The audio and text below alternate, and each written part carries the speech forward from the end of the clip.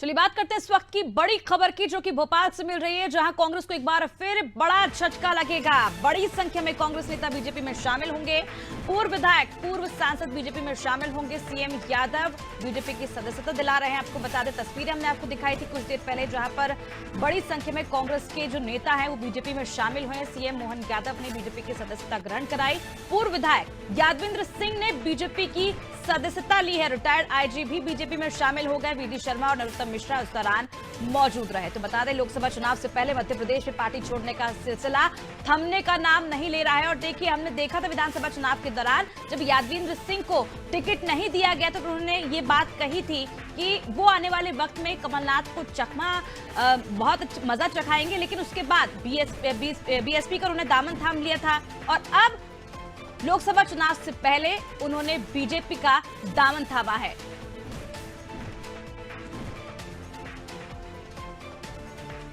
तो सतना जिले की नागो सीट से कांग्रेस के पूर्व विधायक यादवेंद्र सिंह ने भाजपा की सदस्यता ग्रहण की है। और हाल ही में हुए विधानसभा चुनाव में टिकट नहीं मिलने से यादवेंद्र सिंह बसपा में शामिल हो गए थे, कांग्रेस से नाराज हुए थे।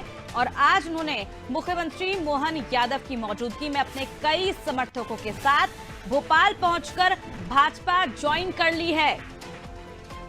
चलिए, ज्यादा जानकारी के लिए इस वक्त हमारे साथ संवाददाता दुर्गेश जुड़ चुके हैं। दुर्गेश, हमने देखा था किस तरह से विधानसभा चुनाव से पहले जब यादवेंद्र सिंह को टिकट नहीं दिया गया तो उन्होंने एक तरह से अल्टीमेटम भी दिया था कमलनाथ को। उन्होंने कहा था कि इस बार वो कहीं ना कहीं विधानसभा चुनाव के दौरान कमलनाथ को मजा जरूर चखाएंगे। लेकिन लोकसभा चुनाव से उन्होंने कई समर्थकों के साथ अब भाजपा का दामन थाम लिया है।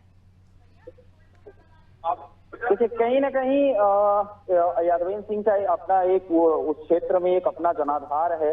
यही वजह है कि वो 2013 में विधायक रहे। जब 2018 का विधानसभा चुनाव लड़ा तो 1200 से कम 1200 के वोटों के अंतर से उन्हें पराजय का सामना करना पड़ा था। 2023 के विधानसभा चुनाव में उन्हें उम्मीद थी कि कांग्रेस पार्टी उन्हें टिकट देगी। कांग्रेस के पीसीसी अध्यक्ष रहे कमलनाथ ने उन्हें आश्वस्त किया था कि उन्हें टिकट दिया जाएगा, लेकिन जब ऐन वक्त पर उनका टिकट काटा गया तो वो बागी हुए और हाथी की सवारी करते हुए उन्होंने चुनाव लड़ा। और यही वजह रही कि 2023 का जो विधानसभा चुनाव परिणाम रहा तो कांग्रेस उस विधानसभा क्षेत्र में तीसरे स्थान पर खिसक गई थी। यादवेंद्र सिंह दूसरे स्थान पर रहे और 17,000 वोटों के मार्जिन से हारे थे।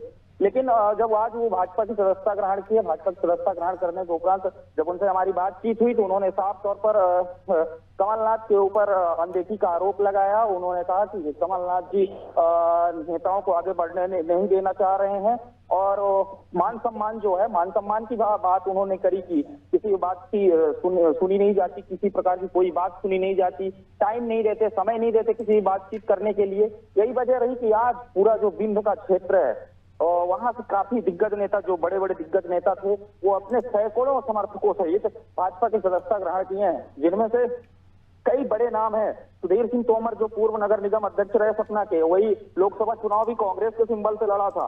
उसके साथ ही पुष्कर सिंह तोमर जो महापौर रहे सतना के पूर्व में, और रविंद्र सिंह सेठी वरिष्ठ कांग्रेस के नेता रहे। उनके साथ रमाकांत शुक्ला जो सीएमएचओ रहे सतना के, और उसके साथ ही पूर्व जो सांसद रहे रीवा के देवराज सिंह, बसपा से सांसद रहे, वो भी भाजपा में शामिल हुए। तो कहीं ना कहीं एक बिंद क्षेत्र में जो एक बड़ा कांग्रेस का वोट बैंक था, भाजपा के इतर भाजपा को नहीं मिल रहा था, चाहे वो बसपा के सांसद हों, फिर चाहे बसपा के विधायक प्रत्याशी रहे हों, फिर कांग्रेस के नेता हों, कहीं ना कहीं बीजेपी ने बड़ी सेंधमारी की है। और जो लोकसभा चुनाव का परिणाम होगा उसमें काफी जो वोट बैंक हैं वो जुड़ेंगे भाजपा के पक्ष में।